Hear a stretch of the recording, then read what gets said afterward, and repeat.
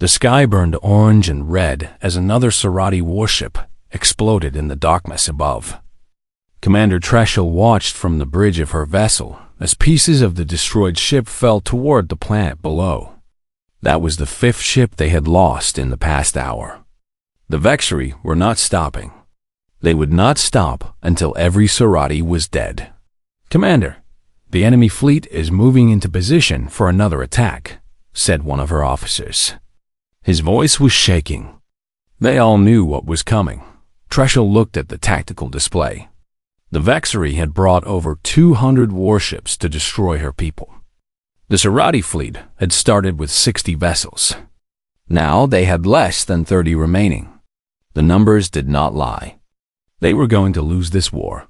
On the planet below, millions of Serati people looked up at the sky and prayed. They had lived in peace for thousands of years. They had never wanted war with anyone. But the Vexri Empire did not care about peace. The Vexri wanted resources, territory, and power. The Serati homeworld had all three. In the Great Hall of the Serati Council, High Elder Marath sat with his head in his hands. He was old, older than most Serati alive, and he had never seen such darkness fall upon his people. Around him, the other council members argued and shouted. Some wanted to surrender. Others wanted to fight to the last breath. None of them had a real solution. "We should call for help from the other species," said one council member. "The Kilani, the Vreth, someone must be willing to help us." "They are all afraid," said another. "The Vexri have made examples of those who oppose them. No one will come to save us." Ambassador Valaktan stood slowly from his chair. He was the oldest member of the council, even older than Marath himself. His body was weak with age, but his mind remained sharp. The other council members fell silent as he rose. "There is one more option," Valaktan said. His voice was quiet but steady. "The old stories speak of beings who once protected the weak across the galaxy. Beings who came from a small world in a forgotten corner of space. They were called humans." Some of the younger council members laughed. Others shook their heads in disappointment. "Legends," said Commander Treshel through the communication screen. She had been listening from orbit. "You want us to bet our survival on children's stories?" "Ambassador, with all respect, this is not the time for fairy tales." Valaktan did not react to her words. He had heard such dismissals his entire life. He had spent decades studying the ancient texts, the oldest records in Serati history. The stories of humans appeared again and again across thousands of years. They could not all be fiction. The legends say that humans fought a great war to protect species they had never even met. Valaktan continued. They asked for nothing in return. They simply believed it was the right thing to do. When the war ended, they disappeared. No one knows why, but the stories also say they left behind a promise. "What promise?" asked High Elder Marath. "That if any species ever needed them, truly needed them, they only had to call. The humans would answer." Treshel made a sound of frustration. "And how exactly do we call beings that probably never existed? Do we shout into space and hope someone is listening?" Valaktan reached into his robes and pulled out a small device. It was ancient, covered in symbols that no living Serati could read. He had found it decades ago in the ruins of an old temple. He had kept it hidden, waiting for the moment when it might be needed. "This was left behind by someone," he said. "The texts say it broadcasts on a frequency that only humans can hear. I do not know if it works. I do not know if anyone will answer. But I know that we have no other options." The council chamber fell silent. Everyone stared at the small device in the old ambassador's hands. High Elder Marath looked at the display showing the battle above. More Serati ships were being destroyed every minute. Their fleet would be gone by morning. After that, the Vexri would land on their world and begin the slaughter. "Do it," Marath said finally. "Activate the device." Send the signal. This is madness, Treshel protested. We should be focusing on evacuation, on saving who we can, not wasting time on myths. We can do both, Marith replied. Send the signal, Ambassador. If no one answers, we lose nothing. If someone does answer, we gain everything. Velektan nodded slowly. He pressed the symbols on the device in the pattern described in the ancient texts. For a moment, nothing happened. Then a soft light began to glow from within the device, and a sound too low for Sarati ears to hear traveled outward into space. The signal moved faster than any normal transmission. It passed through star systems and nebulae. It crossed distances that would take normal ships centuries to travel. It reached into the darkest and most forgotten corners of the galaxy. VEL. IK single quotes TAN set the device down on the table. It is done, he said. Now we wait. We wait for ghosts, Treshel said bitterly. She cut the communication link and turned back to the battle. She had a war to fight. Even if it was a war they could not win. On the planet below, Velektan walked to the window and looked up at the burning sky. He had spent his whole life believing in stories that others called foolish. He had endured mockery and dismissal. But in his heart, he knew the truth. The humans had been real. They had protected the galaxy once before. Please, he whispered to the stars. Please be real. Please hear us. Far away, in a region of space that no alien had visited in 10,000 years, a small light began to blink on a console that had been silent for millennia. The signal had found its destination. Now, the only question was whether anyone would answer. Captain Daniel Cole was drinking his morning coffee when the alarm went off. It was not the regular alarm that indicated a problem with the ship. This was something different. This was a sound that Cole had only heard once before, during training at the academy. And he had never expected to hear it again. He ran to the bridge of the Resolute Dawn, spilling coffee on his uniform as he moved through the narrow corridors. When he arrived, his crew was already gathered around the main console. Lieutenant Amy Dawson looked up at him with confusion in her eyes. Captain, we are receiving a signal on a frequency that should not exist anymore, she said. According to our records, this frequency was used by the Old Alliance over 10,000 years ago. It was a distress protocol. Toll set down his coffee cup and moved closer to the console. The signal was weak but clear. It repeated in a pattern that felt familiar, like something he had learned about in history class, but never thought he would actually encounter. The Old Alliance, Cole repeated. That was before the collapse. Before humanity had to retreat to Earth and rebuild. Yes, sir, said Dr. Laura Bennett, the ship's medical officer. She had pulled up historical records on her tablet. The Old Alliance was a network of species that humans helped protect during the first expansion. When the collapse happened, we lost contact with all of them. Most people assumed they were destroyed or simply moved on without us. But someone is still using the old frequency, said Chief Engineer Paul Greer. He was already running calculations on his own console. Captain, I traced the signal. It is coming from a region of space called the Sarati system. That is way outside our current mission area. Cole looked at the star map that Greer had pulled up. The Sarati system was indeed far away. It would take them several days to get there, even at maximum speed. Their mission was exploration, not rescue. They were supposed to be mapping new systems, not responding to ancient distress calls. Do we have any information on the Sarati? Cole asked. Bennett scrolled through her tablet. Very little. They were one of the species that humanity protected during the first expansion. The records say they were peaceful, focused on art and philosophy rather than war. After the collapse, we lost all contact. Most historians assumed they had died out. But they did not die out, Dawson said. Someone sent this signal. Someone is asking for help. Sergeant Kevin Marsh had been standing quietly near the back of the bridge. He was the leader of the small security team aboard the Resolute Dawn, a soldier who had seen combat on several worlds. He stepped forward now, his face serious.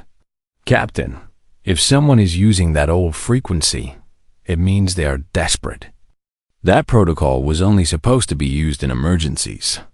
Life or death situations." Cole nodded slowly. He understood what Marsh was saying. The signal was not a casual greeting or a request for trade. It was a cry for help from a species that humanity had once sworn to protect. "We are just one ship," Cole said, thinking out loud. "We do not know what we would be walking into. We could be putting our crew at risk for nothing. Or we could be the only ones who heard the signal," Bennett said softly. "The only ones who can help." The bridge fell silent. Everyone looked at Captain Cole, waiting for his decision. He walked to the front of the bridge and stared out at the stars. Somewhere out there, a species that humanity had abandoned 10,000 years ago was calling for help. They had kept faith all this time. They had remembered the old promises. Cole thought about what it meant to be human. His ancestors had once traveled the stars as protectors. They had fought wars to save species they had never met. They had asked for nothing in return. Then the collapse had come, and humanity had spent thousands of years rebuilding. They had forgotten their purpose. They had forgotten who they used to be. "Set a course for the Serati system," Cole said finally. "Maximum speed." Dawson looked up in surprise. "Sir, we should notify command. Get authorization before we change our mission." "There is no time," Cole replied. "By the time we get authorization, it might be too late. We go now. I will take responsibility for the decision." Greer immediately began adjusting the ship's course. The engines hummed as they increased power. The stars outside the window began to shift as the Resolute Dawn turned toward the Serati system. "Captain," Marsh said, "what if we get there and find a war we cannot win?" Cole turned to face his crew. They were good people, all of them. They had signed up for exploration, not combat. But they were also human, and being human meant something. It had always meant something. "Then we fight anyway," Cole said. 10,000 years ago, our ancestors made a promise. They told the galaxy that if anyone needed help, humanity would answer. We forgot that promise. We let ourselves believe it was just history, just stories from a time before we were born. But those stories were about us, about what we are supposed to be. He looked at each member of his crew in turn. "I am not ordering anyone to fight. When we arrive, if the situation is too dangerous, anyone who wants to leave can take the shuttle and go. But I am going to honor the old promise. I am going to answer the call." No one moved toward the shuttle bay. No one asked to leave. One by one, the crew members nodded their agreement. They were with their captain. They would see this through to the end. The Resolute Dawn flew through space at speeds that would have amazed their ancestors.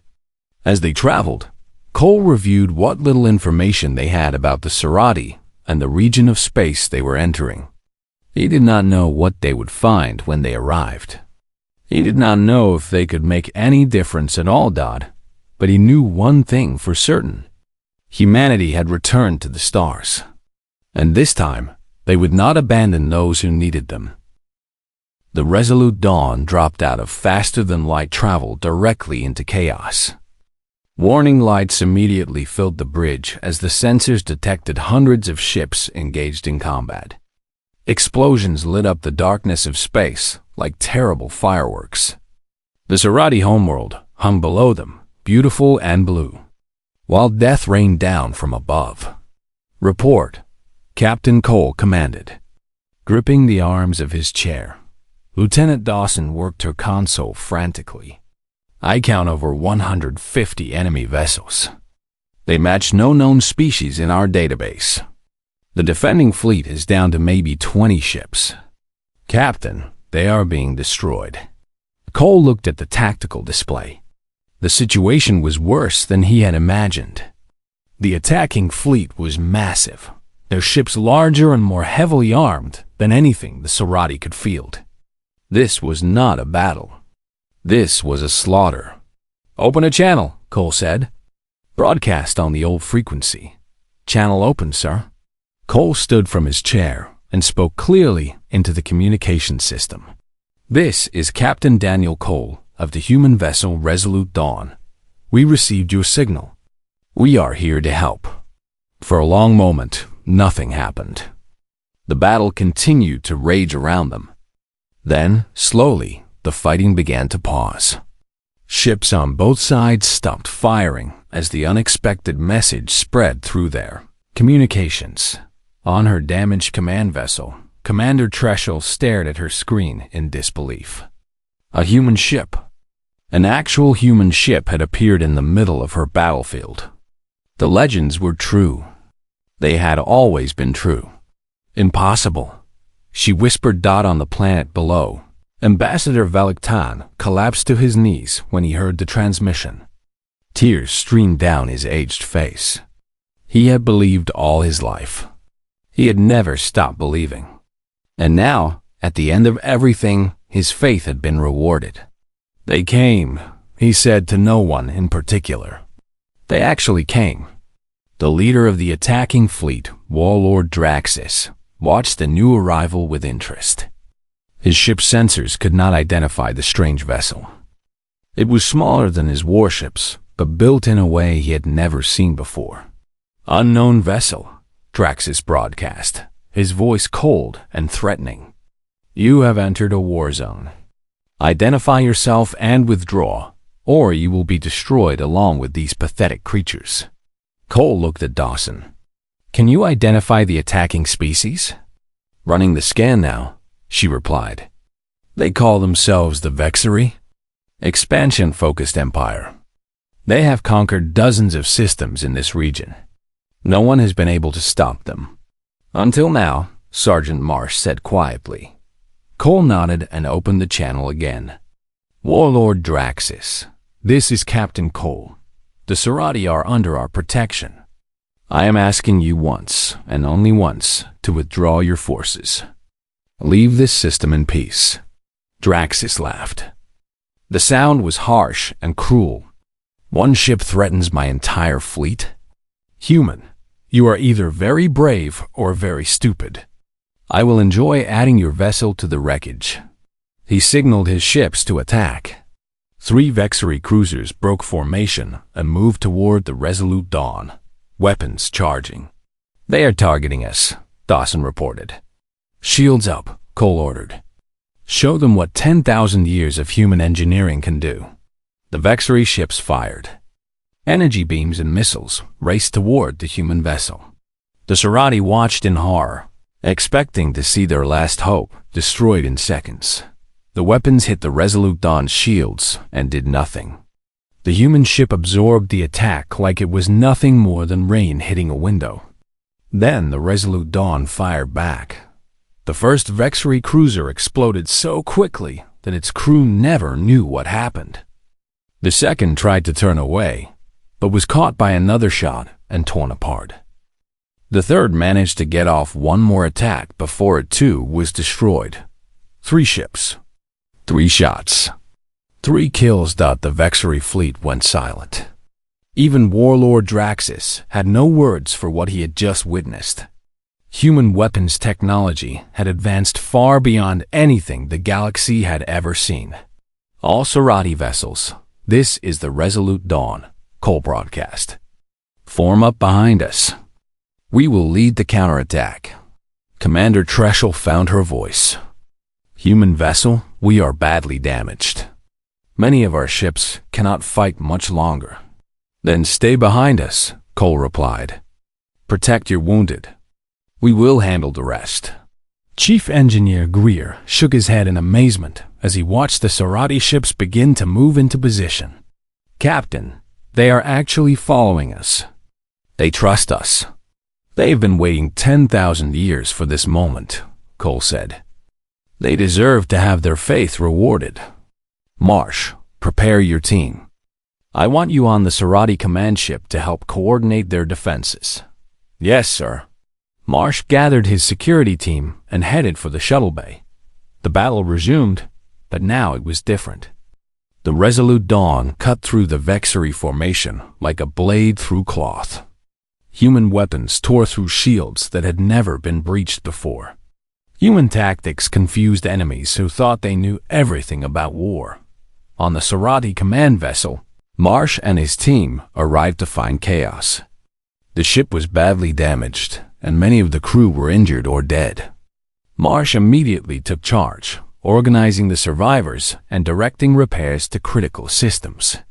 You are human, Commander Treshel said, staring at him as if he were a ghost. Yes, ma'am, Marsh replied. Sergeant Kevin Marsh, at your service.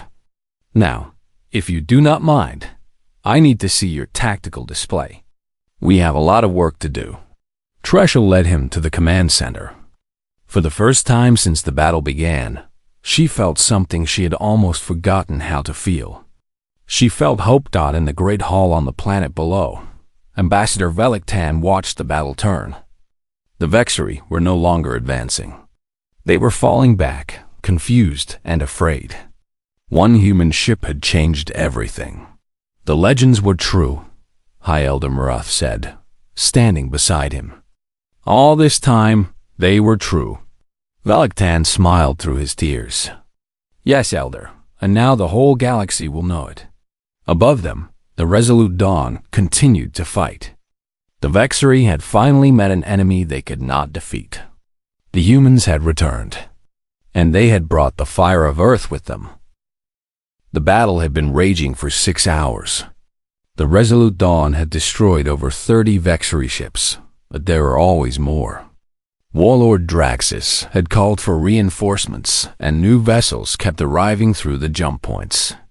The human ship was powerful, but it was still just one ship against an empire. Captain Cole wiped sweat from his forehead as another volley of enemy fire struck the shields. The lights on the bridge flickered. They had taken too much damage. Even human technology had limits. Shield strength down to 40%. Lieutenant Dawson reported. We cannot keep absorbing hits like this forever. Chief Engineer Greer's voice came through the intercom from deep in the ship. Captain, I am doing everything I can down here. Give me 30 minutes and I can get the shields back up to 60%. But I need you to stop getting shot. I will see what I can do, Cole replied. He turned to Dawson. Pull us back behind the Sarati formation. Let them take the front for a while. The resolute dawn withdrew, and the Sarati ships moved forward to fill the gap. They were not as powerful as the human vessel, but they had found new courage. Watching the humans fight had reminded them what bravery looked like. On the Sarati command ship, Sergeant Marsh stood beside Commander Treshel, coordinating the fleet's movements. In just a few hours, he had transformed the disorganized Sarati forces into something that actually resembled a fighting fleet. Concentrate fire on the enemy cruiser at coordinates 742, Marsh ordered. All ships in Sector 3 converge on that target.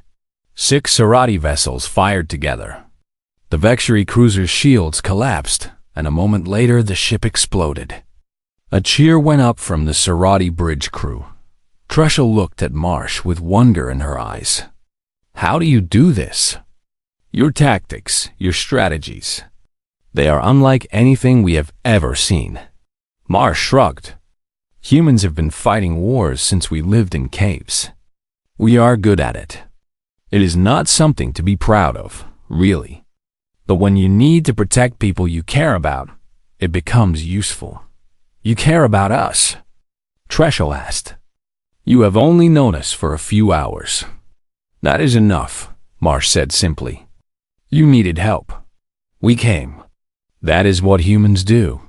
On the planet below, Dr. Laura Bennett had set up a medical station in the capital city.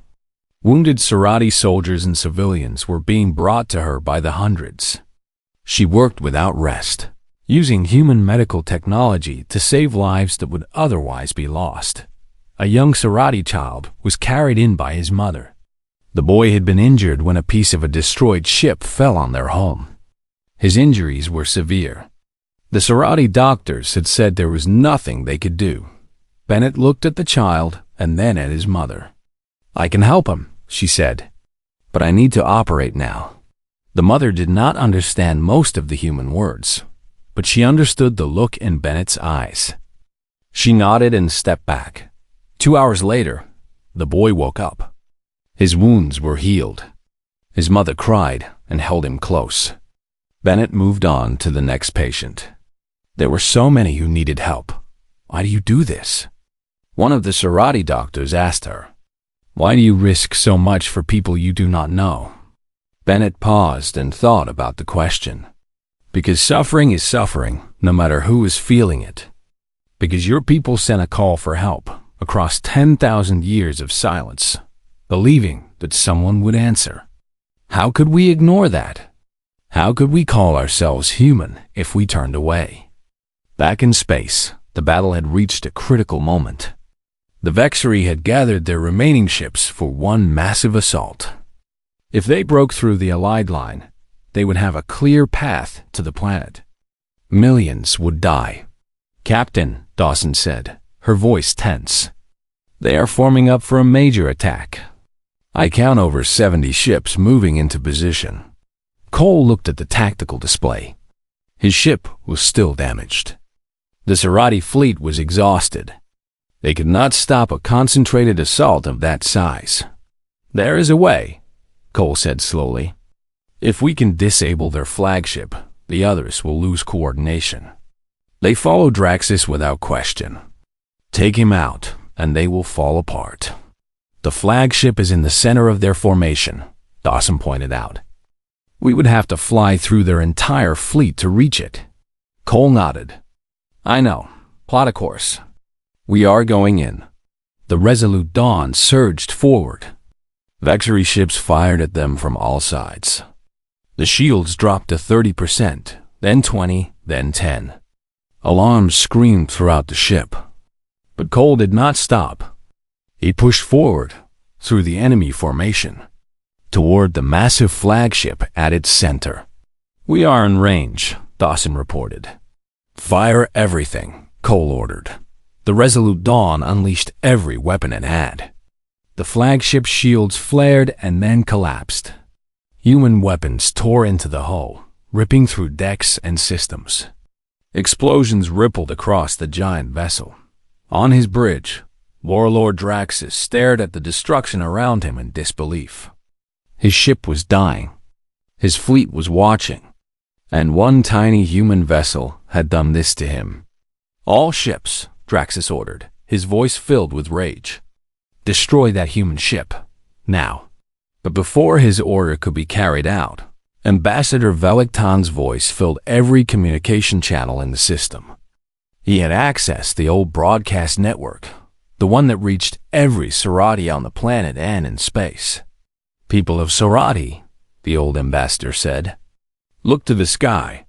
Look at what is happening." The legends were true. The humans have returned. They came when we called. They fight for us now. They bleed for us. Are we going to let them fight alone? Are we going to hide while others die for our freedom? Across the planet and throughout the fleet, Sarati hearts stirred. They had been afraid. They had been losing hope. But now, watching one battered human ship challenge an entire empire, they found something they thought was lost. They found courage. The remaining Sarati ships charged forward. Civilians who had never held weapons picked up anything they could find. The whole civilization rose up as one, ready to fight alongside the humans who had come to save them. The tide was turning. But the battle was not over yet. Warlord Draxus stood on the bridge of his dying flagship and made a decision born of pure hatred. If he was going to fall, he would take everyone with him. He ordered all remaining Vexari ships to focus their fire on the planet itself. If he could not conquer the Sarati homeworld, he would burn it to ash. All ships, Target the planetary surface, Draxus commanded. Begin orbital bombardment. Destroy everything. Captain Cole saw the enemy ships changing position and understood immediately what was happening. The Vexari were no longer trying to win the battle. They were trying to commit genocide. "They are going to bomb the planet," Lieutenant Dawson said, her voice filled with horror. "Captain, we cannot stop all of them." The Resolute Dawn was barely holding together. Shields were down to 5%. Multiple hull breaches had been sealed with emergency systems. The engines were running on backup power. There was no way one damaged ship could intercept over 50 Vexari vessels. But Cole had not come this far to watch millions of innocent people die. "All hands." "This is the captain," Cole announced through the ship's intercom. "The Vexari are going to attack the planet.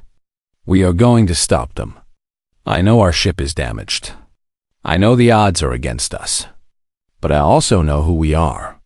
We are human. We do not give up. We do not surrender. And we do not let innocent people die while we can still fight. So let us fight." The crew responded with cheers. Chief Engineer Greer pushed the engines beyond their safety limits. Lieutenant Dawson calculated firing solutions for every weapon that still worked. Dr. Bennett prepared for the wounded that would come. Sergeant Marsh, still aboard the Serati command ship, coordinated with Commander Treschel for a final combined assault. The Resolute Dawn moved to intercept the Vexari fleet. One ship against 50. It should have been impossible. It should have been suicide. But humans had always been good at doing impossible things. The first wave of Vexari ships opened fire on the planet. The Resolute Dawn threw itself into their path, absorbing shots meant for the surface below. The ship shook and groaned. Metal twisted and broke. But they held the line. Multiple systems failing, Greer reported from engineering. "Captain, we cannot take much more of this." "Just a little longer," Cole replied. "Help is coming." And it was. The Serati fleet, inspired by Ambassador Veliktan's words, had rallied for one final charge. Every ship that could still move was racing toward the battle. Civilian transports had joined the fight, their crews willing to die for their world. Even the damaged command ship, with Marsh and Treschel working together, pushed forward at maximum speed.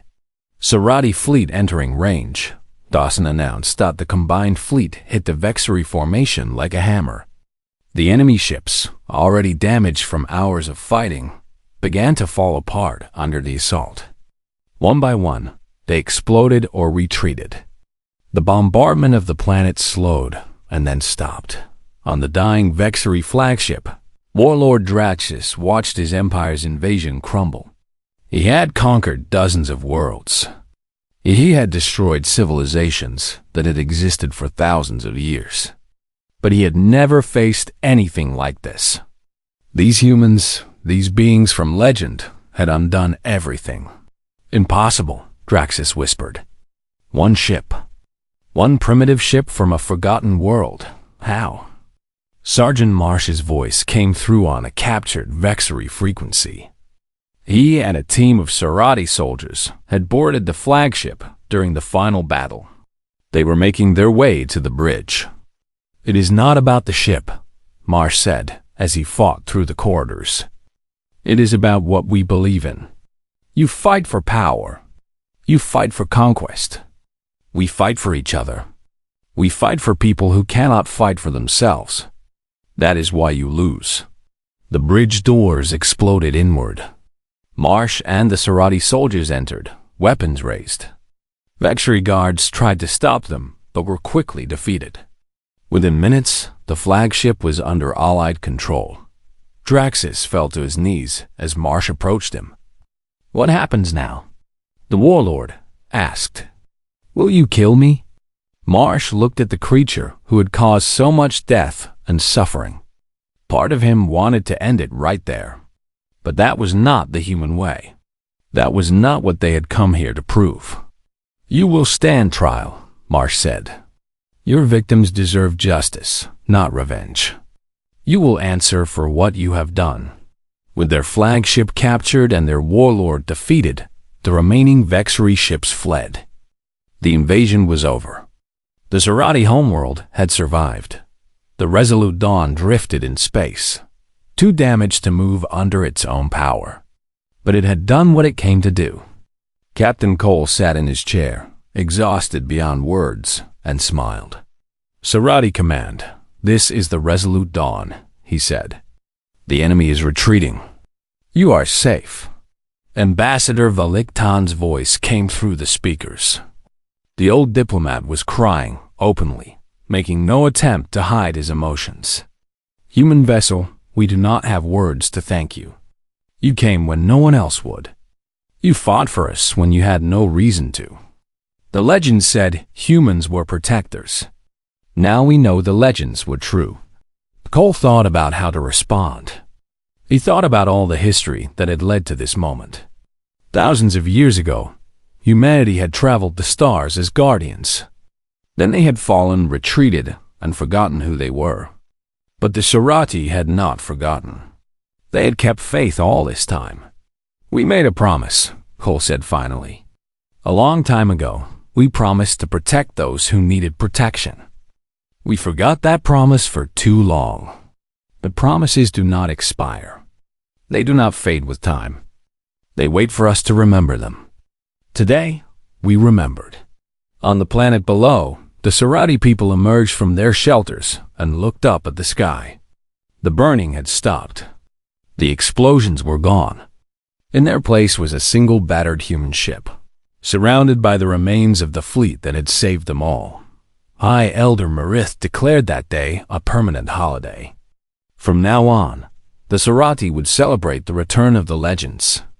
A reminder that hope is never foolish and that faith can be rewarded even after 10,000 years.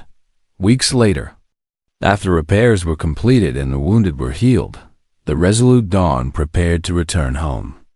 But before they left, Captain Cole met with Ambassador Valiktan one final time. "Will you return?" the old ambassador asked. "Will humanity rejoin the galaxy?" Cole looked up at the stars that his ancestors had once traveled so freely. "Yes," he said.